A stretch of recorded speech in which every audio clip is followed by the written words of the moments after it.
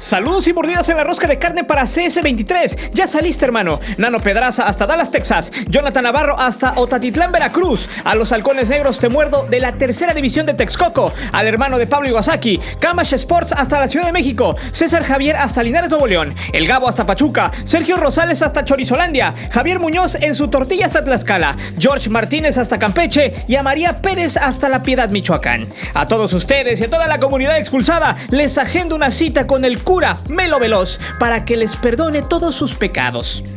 Lo que estás por ver es uno de los muchos ejemplos que la secta de los dueños del balón dejaron a través de su paso por la Liga MX. A la fecha, estos mequetrefes de los negocios del balón siguen lucrando con las pasiones de millones y eso ya lo hemos comentado.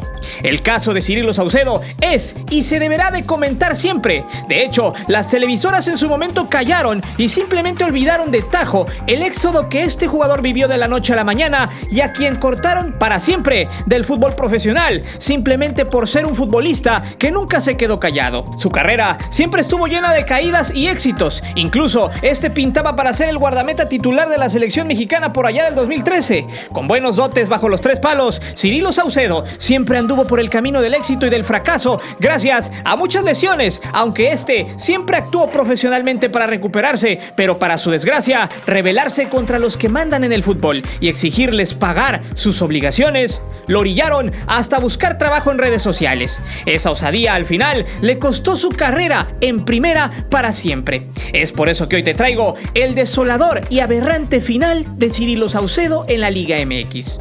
Antes de seguir con el video, te invito a suscribirte al canal, activa la campana para que recibas todas las notificaciones de nuestro material y de las narraciones en vivo. Te divertirás, te lo aseguro.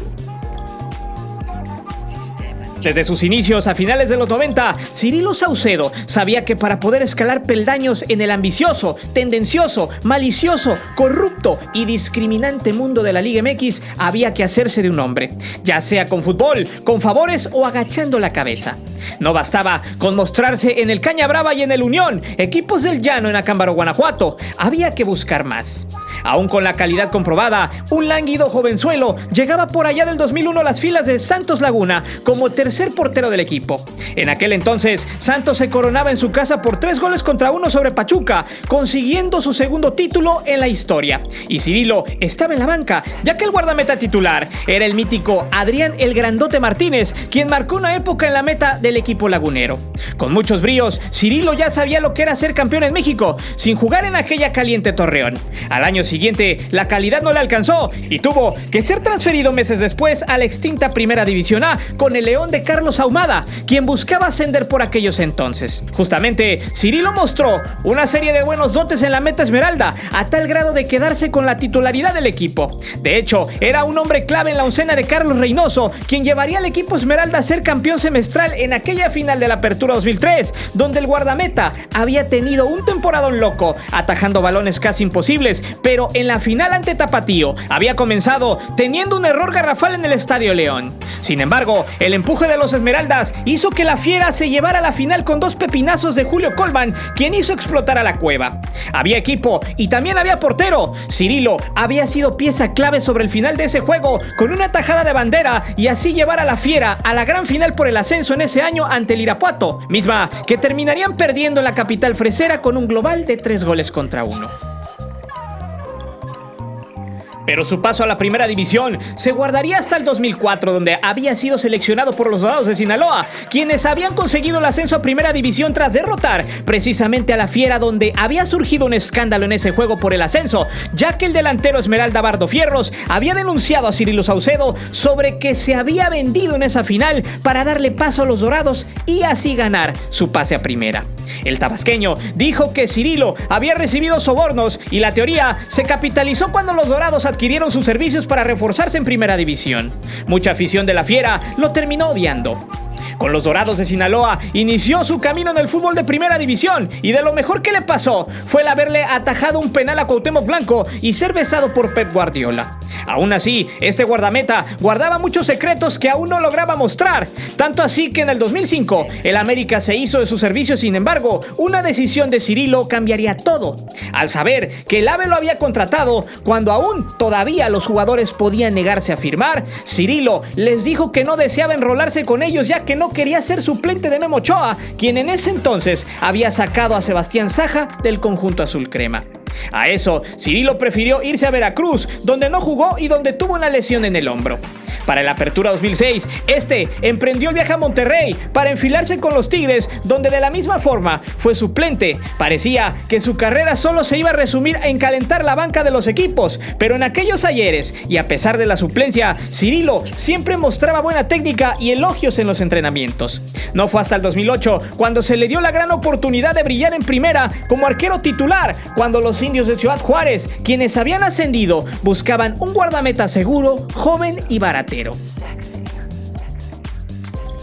Durante parte del 2008 hasta el 2009, Cirilo levantó los cimientos de su carrera. Con los indios de Ciudad Juárez marcó una época y sobre todo fue el ídolo que la ciudad buscaba. Con una tremenda primera temporada donde a pesar de no calificar, los indios lograron hacer buenos puntos para navegar tranquilos hasta el Clausura 2009, donde Cirilo Saucedo junto al Maleno Frías llevaron a los aborígenes a las semifinales del fútbol mexicano en aquel semestre, venciendo a equipos grandes como Cruz Azul y Chivas, empatando con América y Pumas y así meterse a la liguilla de último momento. En los cuartos de final, de la mano de Cirilo, los indios derrotaron al campeón vigente Toluca y llegaron a la semifinal ante Pachuca, donde cayeron con la cara al sol por 4-3 en el global.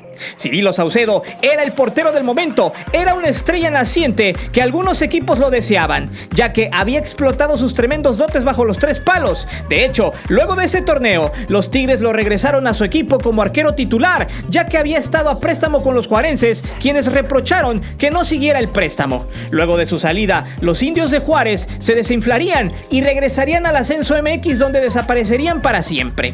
Con los felinos, Saucedo regresaba como un refuerzo bomba y un potencial jugador a ser ídolo. Sin embargo, de nueva cuenta, Saucedo perdería sus buenos dotes. Parecía que sus mejores cualidades se observaban en equipos muy pequeños, pero en clubes de mayor envergadura no funcionaba. Aún así, Saucedo fue relegado gracias a una lesión que tuvo y a las buenas actuaciones de Enrique Palos, quien sería desechado más tarde por la institución.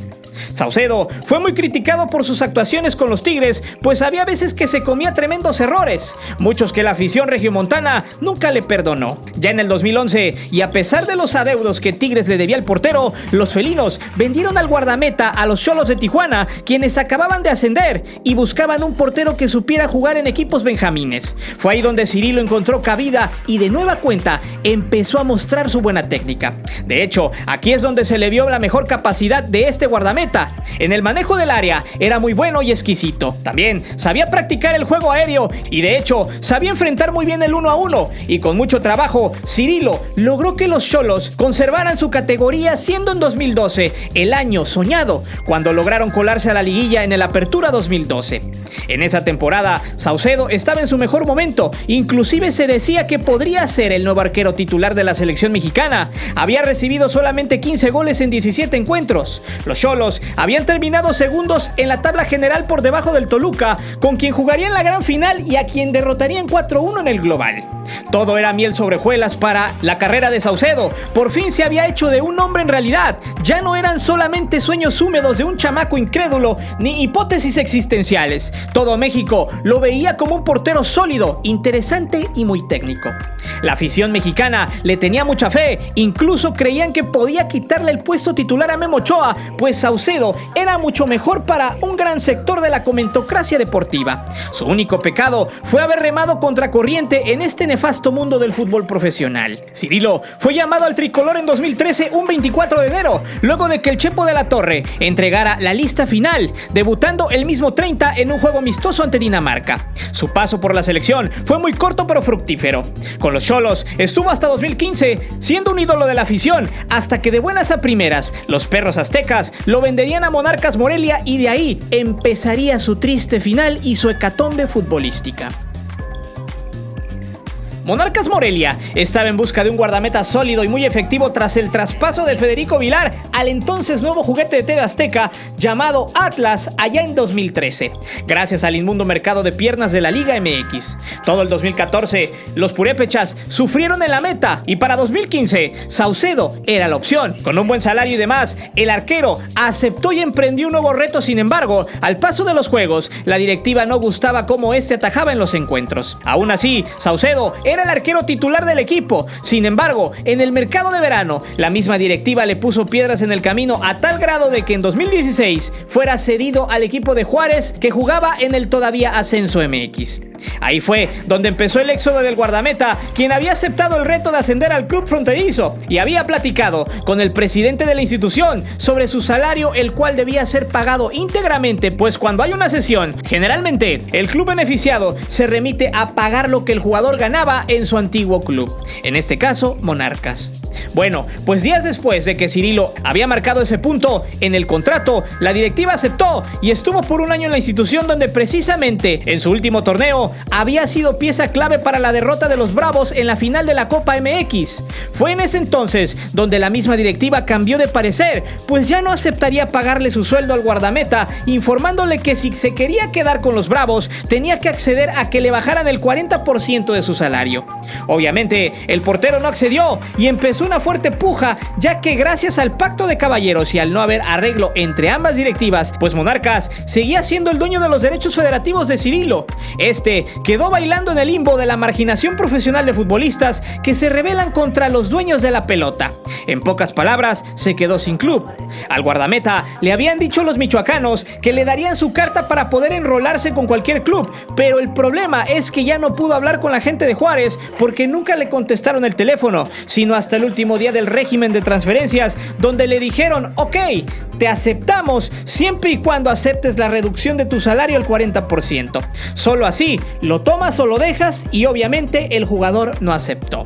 Según Saucedo, ambas directivas se habían puesto de acuerdo para orillar al jugador a desistir. Por un lado, Monarcas para evitar el pago del jugador, y por el otro, los Bravos de Juárez, quienes querían reducir su salario bajo el argumento de finanzas sanas. Ante el escándalo, Juárez lanzó un comunicado donde decía que el representante de Saucedo había cambiado las cifras de su contrato y que siempre se habían visto interesados en negociar, algo que muy pocos creyeron. En ese mismo año, Saucedo dio por terminada su carrera, pues trataría de buscar otros horizontes para poder subsistir, ya que su familia lo necesitaba. 2 años más tarde, bromeó en Twitter haciendo alusión a que buscaba chamba de portero, aunque fuera en el Llano o en el Fútbol 7. Hoy en día es microempresario, maneja una marca de ropa deportiva y además terminó el curso para ser director técnico. Actualmente dirige a un equipo en tercera división.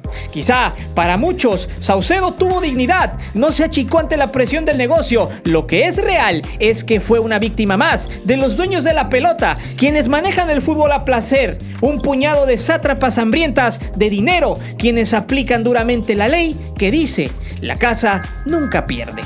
Es por eso que yo te pregunto, ¿qué otros futbolistas han sido víctimas del pacto de caballeros? ¿Hizo bien Cirilo Saucedo en decir adiós gracias a ese conflicto? Deja tus respuestas aquí abajo. Recuerda que aquí leemos todos los comentarios y no olvides suscribirte al canal y de activar la campana de notificaciones. Mi nombre es Guillermo Antonio. Nos vemos hasta la próxima.